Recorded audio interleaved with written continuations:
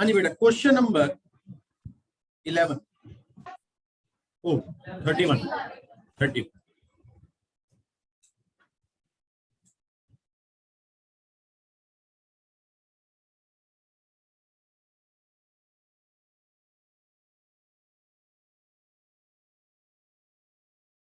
हाँ जी बेटा, कृपया सवाल को ध्यान से पढ़ें।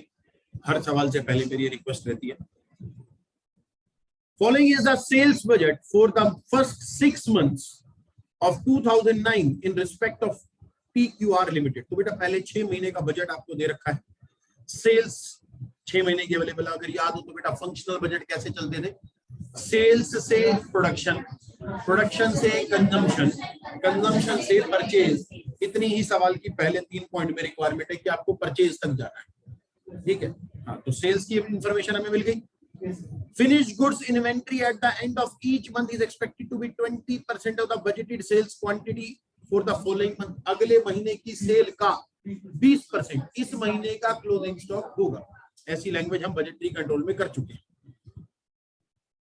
Finished goods inventory was 2700 units on January 1st 2009। तो 1 जनवरी का ओपनिंग स्टॉक हमारे पास अवेलेबल है।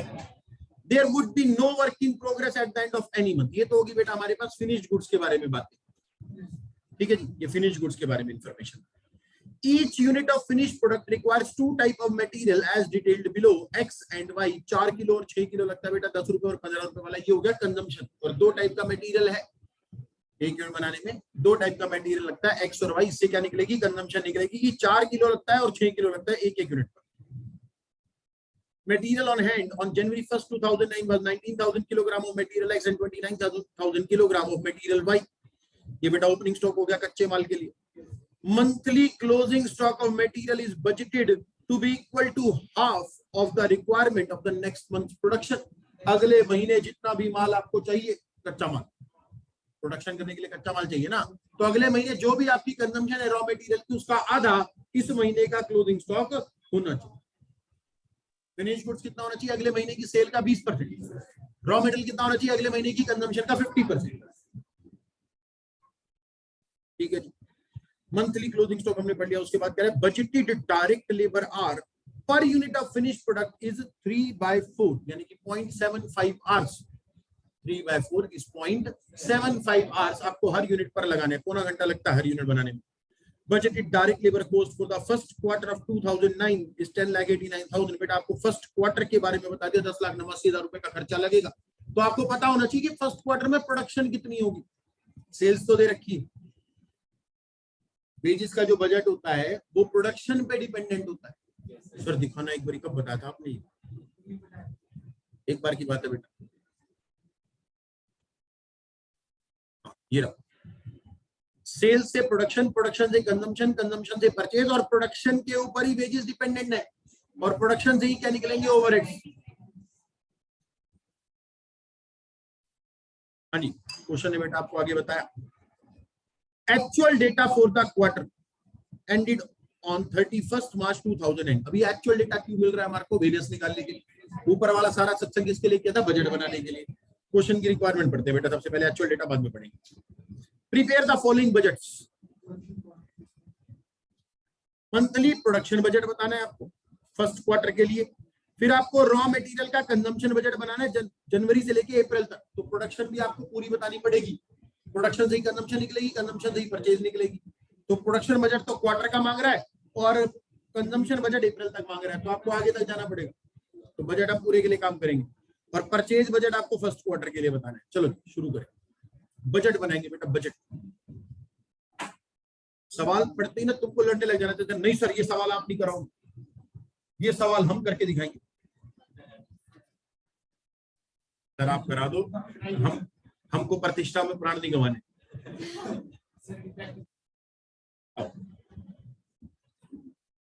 तो monthly production quantity for quarter 1। तो बेटा हम पूरे 6 महीने के लिए प्रोडक्शन ढूंढने की कोशिश करेंगे। प्रोडक्शन से कैसे जाते हैं बेटा? Sales plus closing stock minus opening stock. तो बेटा हमारे पास है मंथ्स।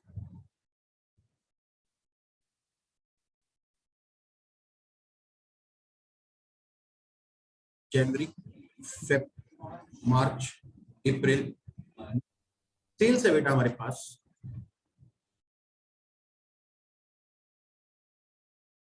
10, 12, 14, 15,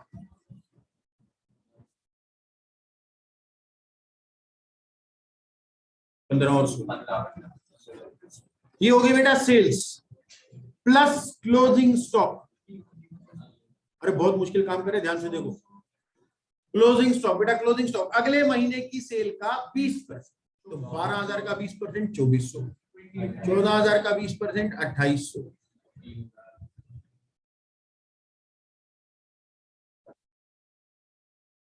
तो sales plus closing stock minus opening stock. बेटा एक महीने का जो क्लोजिंग स्टॉक होगा वो अगले महीने के लिए क्या बन जाएगा? ओपनिंग बनता है बेटा, क्लोजिंग से ओपनिंग।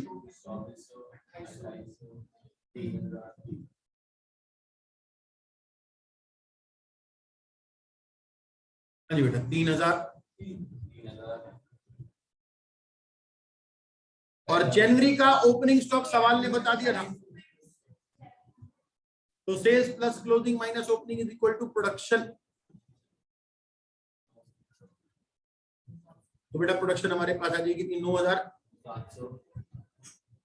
12,400, 14,200, 15,000 और 15,200, बस। तो ये तो बेटा आ गई हमारे पास 5 महीने की प्रोडक्शन। प्रोडक्शन से अब हमें चाहिए कंजम्पशन। कंजम्पशन बेटा हमारे पास एक्स और वाई दोनों के लिए कैलकुलेट करनी पड़ेगी।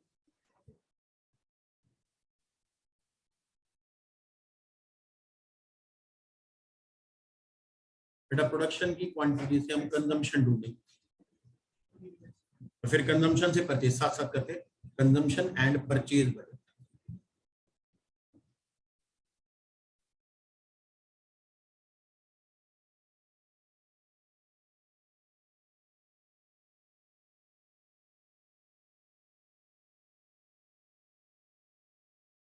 बेटा पहले हम किसके लिए काम करेंगे? X.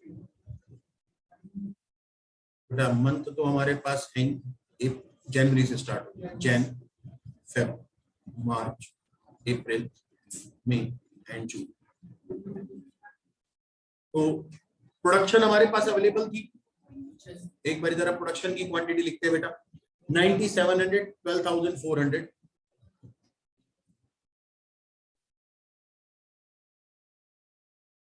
14,200, 15,000,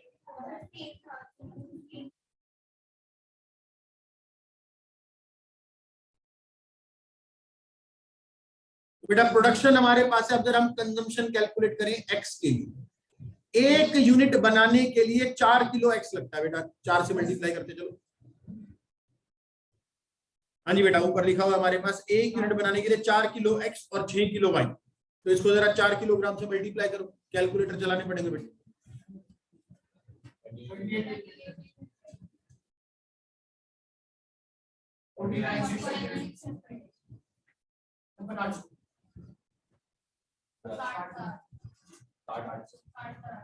consumption plus closing stock, हर महीने क्लोजिंग स्टॉक इतना होना चाहिए जो अगले महीने के कंजम्पशन का आधा हो, half, 50%।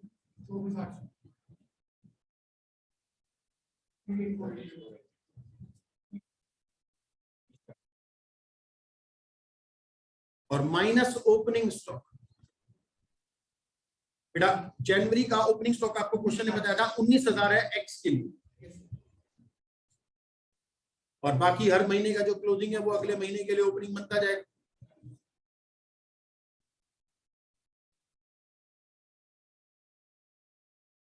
Consumption plus closing minus opening is equal to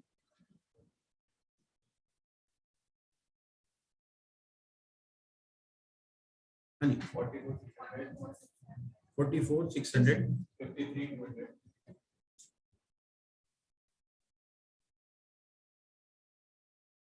कितना? 58,400। तो बेटा जैसे आपने कंजम्पशन और परचेज एक्स के लिए बताया, बिल्कुल सेम कैलकुलेशन किसके लिए लगेगी? वाई के लिए, और आपके फर्स्ट वाले 3 पार्ट कंप्लीट हो जाएंगे। ठीक है, बी पार्ट में देखो क्या कह रहा है। ये आगे के 5 नंबर है बेटा, 5 नंबर तो बजट के थे, अब 5 नंबर आगे वेरिएंस के हैं। कह रहे compute the following variances, material cost variance, price variance and usage variance. फिर लेबर का भी कॉस्ट वेरिएंस, रेट वेरिएंस और एफिशिएंसी वेरिएंस। तो मटेरियल के और प्राइस के तीन वेरिएंस निकालने हैं। वो कैसे बने सर? वेरिएंस निकालने के लिए हमें बजटेड कॉस्ट नहीं चाहिए होती, स्टैंडर्ड कॉस्ट चाहिए होगी। स्टैंडर्ड कॉस्ट में और बजटेड कॉस्ट में क्या फर्क होता है सर? जो बजटेड कॉस्ट होती है ना, वो बजटेड आउटपुट के लिए होती है, और जो स्टैंडर्ड कॉस्ट होती है वो एक्चुअल आउटपुट के लिए होती है। होती बजटेड कॉस्ट ही है, बट कौन सी आउटपुट के लिए? Actual output. तो हमने जो एक्चुअल में आउटपुट बनाई है बेटा, वो आपने ऊपर कैलकुलेट कर लीजिए। देखो, पहले 3 महीनों में जो बजटेड आउटपुट है वो तो ये है, समझ में आ रही बेटा? आपने बजट बनाया था ना, प्रोडक्शन बजट, तो पहले 3 महीने की तरह बजटेड आउटपुट बताना कितनी? 36,300। ये है बेटा आपकी बजटेड आउटपुट। इतनी बात सबको समझ में आ गई? क्वेश्चन है बेटा आपको आगे एक्चुअल वाला डेटा दे रखा है, कितना ध्यान से देखें उस डेटा को। एक्चुअल में जो प्रोडक्शन हुई है बेटा वो है 40,000। डायरेक्ट मटेरियल की जो कॉस्ट है बेटा, purchase cost based on material actually used to production. बेटा हमने मटेरियल एक्स खरीदा है 1,65,000 10 रुपए 20 पैसे के हिसाब से, और वाई खरीदा है 2,38,000 15 रुपए 10 पैसे के हिसाब से। ये एक्स और वाई मटेरियल की कॉस्ट हो गई। लेबर ने काम किया टोटल 32,000 घंटे, जिसके लिए उसको अमाउंट दिया गया 13,12,000। ये एक्चुअल डेटा साफ साफ हमारे पास अवेलेबल है, लेकिन एक्चुअल में है कितनी आउटपुट? 40,000। तो बेटा आपको स्टैंडर्ड भी कितने का चाहिए होगा? जरा ध्यान से देखना बेटा, स्टैंडर्ड कैसे बन रहा है। का मतलब होता है budget for actual rate amount. पहले बेटा जरा मटेरियल के बारे में बात कर लेते हैं, एक्स एंड वाई। बजट के हिसाब से हर एक यूनिट बनाने के लिए 4 किलो और 6 किलो माल लगता था। एक यूनिट बनाने में 4 किलो और 6 किलोग्राम माल लगता था। तो 40,000 बनाने में कितना लगेगा? ये तो साफ साफ पता चलेगा, 10 रुपए और 15 रुपए के हिसाब से। 40,000 बेटा एक्चुअल प्रोडक्शन है, स्टैंडर्ड 40,000 के लिए बनेगा और बजट को देखते हुए बनता है। तो ये हो गया जी 16 लाख का, और ये हो गया जी 36 लाख। तो मटेरियल की तो टोटल कॉस्ट क्वांटिटी आ गई जी 4 लाख किलोग्राम, और वैल्यू होगी टोटल 52 लाख। ये तो हो गया जी मटेरियल का स्टैंडर्ड। जरा लेबर के बारे में बात करें। क्वेश्चन है हमारे को बताया जी, बजट के हिसाब से हर यूनिट बनाने में 3/4 आवर्स लगते हैं। लिखा हुआ था 3/4 मींस 0.75। पढ़ के देखो, एक्चुअल से जस्ट पहले लिखा हुआ है। बजट के हिसाब से 3/4 आवर्स लगने। बेटा 40,000 यूनिट पे कितने घंटे लगेंगे? अगर एक यूनिट पे 0.75 आवर्स लगते हैं तो 40,000 यूनिट्स के ऊपर 30,000 आवर्स लगेंगे। इसका रेट क्या होगा? और बेटा जरा रेट को समझते हैं। क्वेश्चन ने आपको बजटेड लेबर कॉस्ट दे रखी है 10,89,000। नजर आ रही? बजटेड लेबर कॉस्ट है बेटा 10,89,000। वो बजटेड लेबर कॉस्ट है। Budgeted labour cost budgeted production के लिए होगी। बजटेड प्रोडक्शन थी 36,300, है कि नहीं? तो 36,300 यूनिट थी। हर यूनिट पर 0.75 आवर्स काम होता तो कितने घंटे काम होता? बजट के हिसाब से 36,300 यूनिट बननी थी, और हर यूनिट पर 0.75 आवर्स काम होता तो कितने घंटे काम होता बजट के हिसाब से? 225 बजटेड आवर्स ये है, और बजटेड लेबर कॉस्ट है 10,89,000। तो बेटा डिवाइड करके आपके पास 1 घंटे का रेट आ जाएगा। तो बजटेड रेट आपको पहले ढूंढना पड़ेगा। वो कैसे पता चलेगा? Budgeted production. क्वेश्चन ने आपको बजटेड लेबर कॉस्ट बता दी है 10,89,000 फॉर फर्स्ट क्वार्टर, और फर्स्ट क्वार्टर में प्रोडक्शन कितनी होनी है? 36,300। तो इसका मतलब 36,300 यूनिट बनाने के लिए आप उनको 10,89,000 रुपए के वेजेस पे कर रहे हैं। ठीक है जी। और 36,300 यूनिट के ऊपर हर यूनिट पर 0.75 आवर्स लगते, तो 27,225 घंटे काम होना था। 27,225 घंटों के ऊपर 10,89,000 रुपए लगेंगे। तो हर यूनिट के ऊपर लेबर का रेट कितना हो गया बजट के हिसाब से? 40 रुपए। सभी बच्चों को इतनी बात समझ में आ रही? तो 40 रुपए बेटा लेबर का रेट है, वो यहां पर आएगा स्टैंडर्ड में, क्योंकि स्टैंडर्ड में रेट तो बजट वाले ही होते हैं। ये हो गई जी स्टैंडर्ड कॉस्ट। एक्चुअल कॉस्ट सब कुछ साफ साफ लिखी हुई है।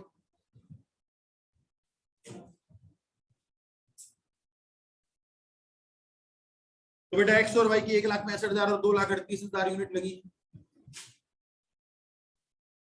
एक्चुअल में लगा 10 रुपए 20 पैसे और 15 रुपए 10 पैसे। मल्टीप्लाई करके कितना है? 35,93,800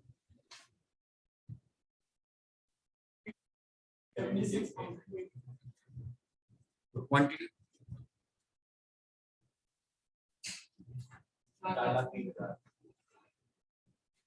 लेबर आवर्स जो एक्चुअल में लगे हैं बेटा वो 32,000 है और जो अमाउंट पे किया गया वो 13,12,000 है। डिवाइड करके रेट आ जाएगा। क्यों जी आपका वेरिएंस के लिए डेटा तैयार। 3 वेरिएंस क्वेश्चन है मटेरियल के मांगे, 3 ही वेरिएंस क्वेश्चन है किसके मांगे, लेबर के। तो मटेरियल के 3 वेरिएंस कौन कौन से, स्टैंडर्ड कॉस्ट माइनस में एक्चुअल कॉस्ट, ये तो हो गया कॉस्ट वेरिएंस। फिर 2 पार्ट होते हैं बेटा इसके, एक होता है price standard rate minus actual rate multiply by actual quantity, ये बेटा प्राइस वेरिएंस है। उसके बाद usage variance standard quantity minus actual quantity multiply by standard rate. उसके बाद लेबर के भी 3 वेरिएंस होते हैं, लेबर का cost variance standard cost minus actual cost. फिर उसके बाद लेबर का rate variance standard rate minus actual rate multiply by actual hours. और उसके बाद efficiency variance standard hours minus actual hours multiply by standard rate. कोई दिक्कत इसमें? तो मजेदार सवाल था एकदम।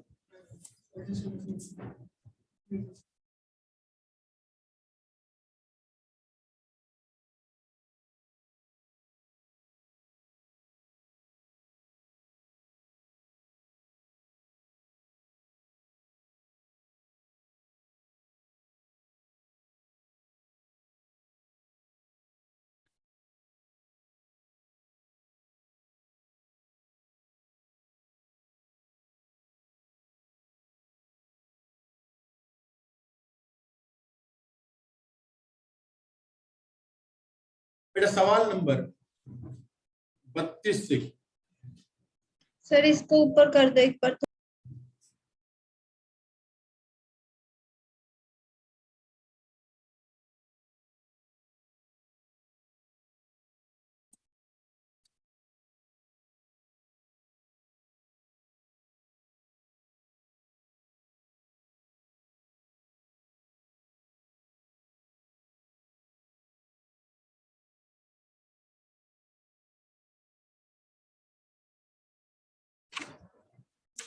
हाँ जी बेटा नेक्स्ट क्वेश्चन, क्वेश्चन नंबर 30।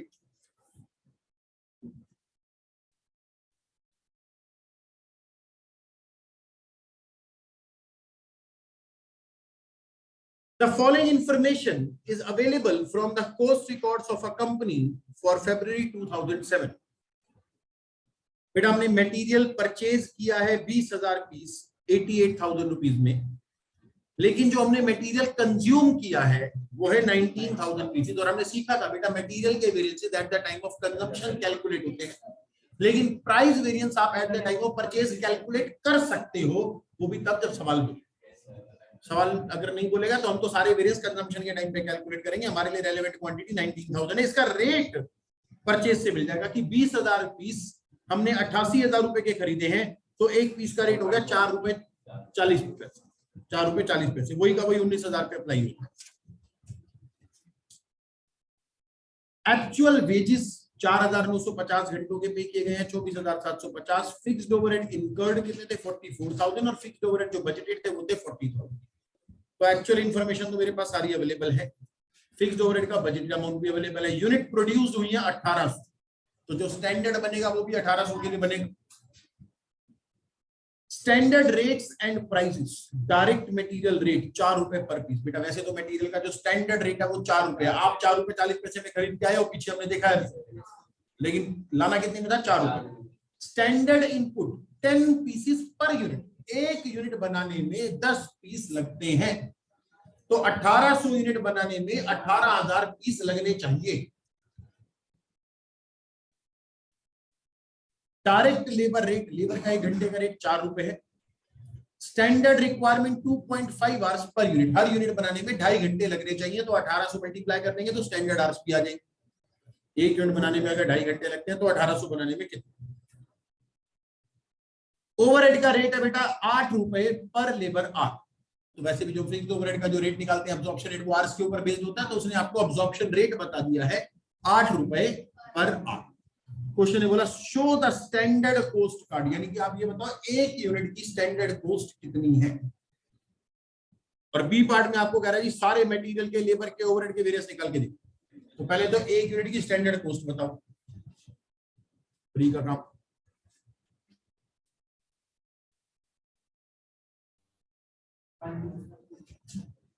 क्या एक एक यूनिट बनाने के लिए मटेरियल लगेगा 4 रुपए वाले, तो 40 रुपए का तो मटेरियल हो गया। लेबर के हर यूनिट पर 2.5 घंटे लगते हैं, वो हर घंटे पर 8 रुपए के लगते हैं। और कितने घंटे काम होगा? 2.5 घंटे काम होना है बेटा। हर घंटे पर 8 रुपए के, 8 रुपए पर यूनिट दिए, 8 रुपए पर आ रहे हैं, तो जितने भी घंटे काम होगा हर घंटे पर 8 रुपए लगेंगे। 70 ये तो गया फर्स्ट पार्ट। सेकंड पार्ट में कह रहा है जी वेरिएंस निकालो। वेरिएंस निकालने के लिए स्टैंडर्ड और एक्चुअल लिखना पड़ेगा। मटेरियल का और लेबर का तो एक साथ बना सकते हैं, फिक्स्ड ओवरहेड का डेटा थोड़ा सा अलग बनाते हैं। तो स्टैंडर्ड एक्चुअल में 1800 यूनिट बनी है, स्टैंडर्ड भी 1800 का बनेगा। मटेरियल हर यूनिट बनाने में 10 पीस लगते हैं, तो 1800 बनाने के लिए 18,000 पीस लगेंगे, 4 रुपए वाले लगेंगे। कितना जगह? लेबर हर यूनिट बनाने में 2.5 घंटे लेबर के लगते हैं, तो 1800 यूनिट पर कितने घंटे लगेंगे? और लेबर का रेट है बेटा 4 रुपए, चलो में 1800 यूनिट बनेंगे। मटेरियल जो एक्चुअल में कंज्यूम किया गया बेटा, क्वेश्चन ने बताया 19,000, जिसका रेट था 4 रुपए 40 पैसे बेटा, वो हमारे पास है 4950R, जिसका अमाउंट है 24,750, 4,950 घंटे। टेबल में बेटा थर्ड आइटम लिखी हुई 24,750। अमाउंट कितना है? तो यहां से मटेरियल के और लेबर के तो वेरिएंस निकल आएंगे 3। अब बात करें जरा फिक्स्ड ओवरहेड का डेटा बनाए।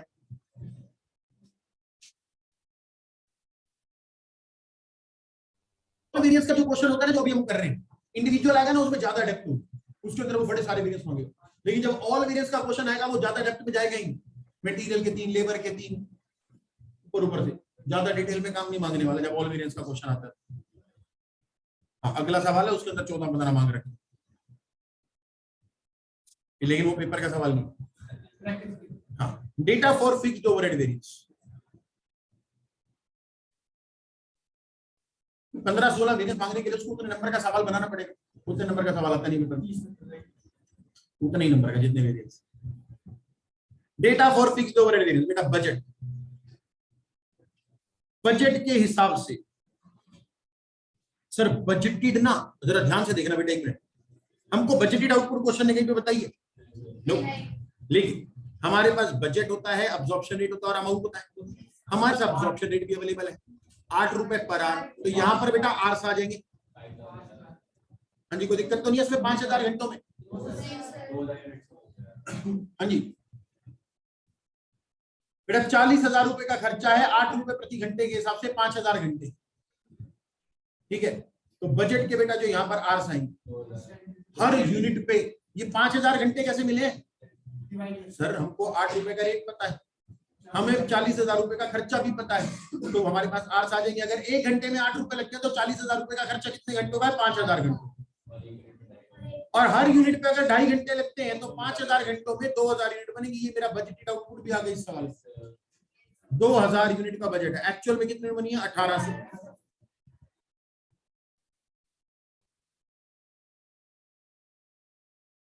और एक्चुअल में जो काम हुआ है बेटा वो है 4950 आवर्स। अमाउंट स्पेंड हुआ है एक्चुअल में फिक्स्ड ओवरहेड का वो है 44,000। स्टैंडर्ड बनाना बेटा, स्टैंडर्ड 1,800 के हर यूनिट पर अगर 2.5 घंटे लगते हैं तो 1,800 पे लगेंगे 4,500। यहाँ पर आता है बेटा अब्जॉर्प्शन, हर घंटे पर 8-8 रुपए रिकॉर्ड होने बेटा, तो 4,500 घंटों के ऊपर 8-8 रुपए जब आप रिकॉर्ड करोगे कितना? 36,000 रुपए। वेरिएंस तो बहुत मुश्किल है। Cost variance, expenditure variance, volume variance, capacity, efficiency. नहीं बेटा, पेपर में पेंसिल से तीर लगा लेना, फॉर्मूले फटाफट आंसर लिख के फिर तीर मिटा देना। आंसर निकालने से होता है आपको, नहीं तो वैसे तो जितने तुम सवाल प्रैक्टिस कर लोगे ना, उसके बाद तुम्हारा सवाल डेटा जो लिखा होगा ना, इसके अंदर तुम्हारी आंखें अपने आप एज्यूम कर लेंगी तीर ये लगे हुए हैं भैया, ये वाला ऐसे, ये वाला ऐसे, लगाने की जरूरत भी नहीं।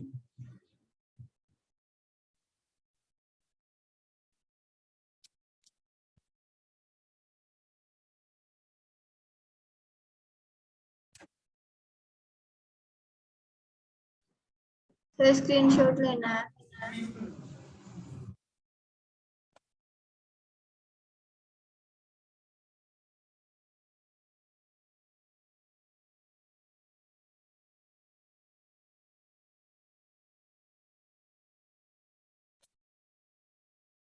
आज का सत्संग इतना ही है।